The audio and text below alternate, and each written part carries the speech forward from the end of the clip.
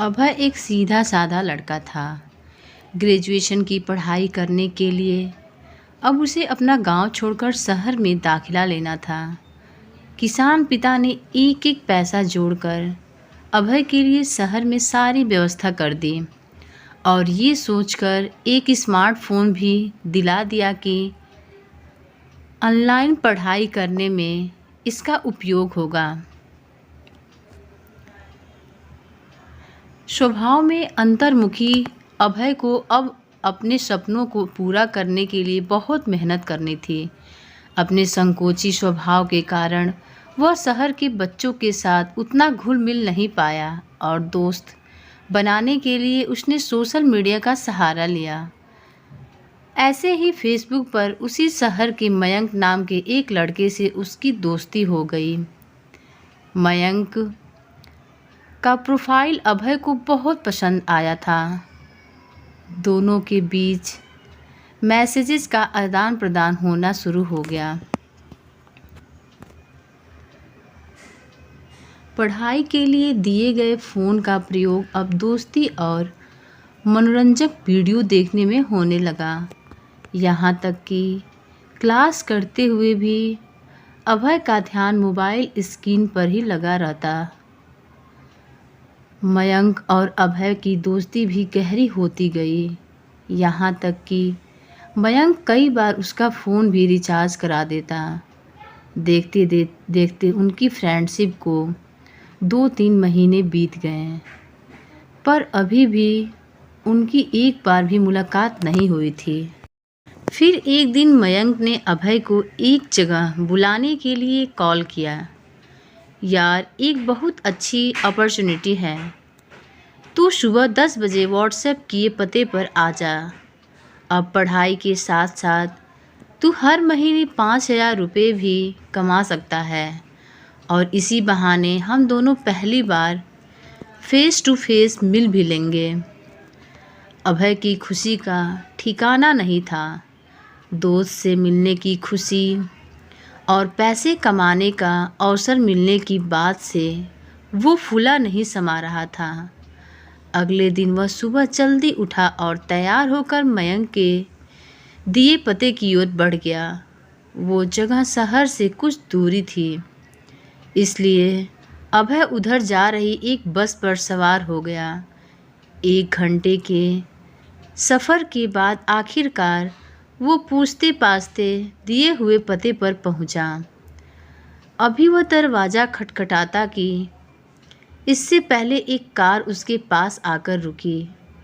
उसमें से 45-50 साल का एक अधेड़ व्यक्ति बाहर निकला और बोला, सुनो बेटा, क्या तुम्हारा नाम अभय है? जी अंकल, अभय बोला, मुझे मयंक ने भेजा है। दरअसल अचानक मीटिंग का स्थान बदल गया है। आओ कार में बैठो, मैं तुम्हें सही जगह ले चलता हूँ, व्यक्ति बोला। अभय फौरन कार में बैठ गया और वे आगे बढ़ गया। व्यक्ति ने अभय की केयर करते हुए उसे पीने के लिए फ्रूटी दी। फ्रूटी पीने के करीब 3 घंटे बाद जब अभय की आंखें खुली तो उसने खुद को एक पार्क में लेटा हुआ पाया। उसे पेट के तरफ काफ़ी दर्द महसूस हो रहा था। मोबाइल और पैसे भी गायब थे। कुछ देर तक तो उसे समझ ही नहीं आया कि वो आखिर कार से यहाँ कैसे पहुँच गया। फिर उसने शर्ट उठाकर दर्द वाली जगह देखी तो वहाँ एक चीरा लगा हुआ था। अभय का दिल तेज़ी से धड़कने लगा। वह समझ चुका था कि उसके साथ कुछ बहुत गलत हो चुका है।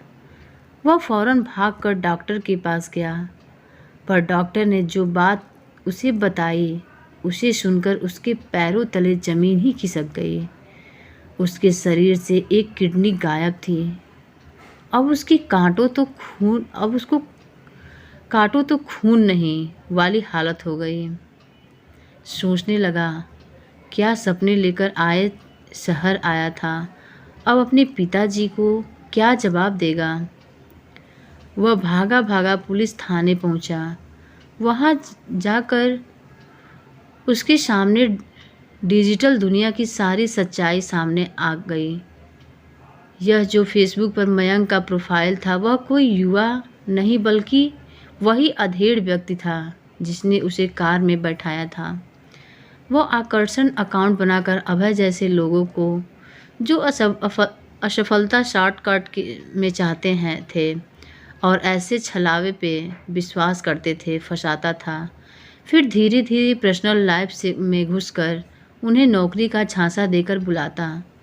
उसके बाद शरीर के अंगों की चोरी करता था।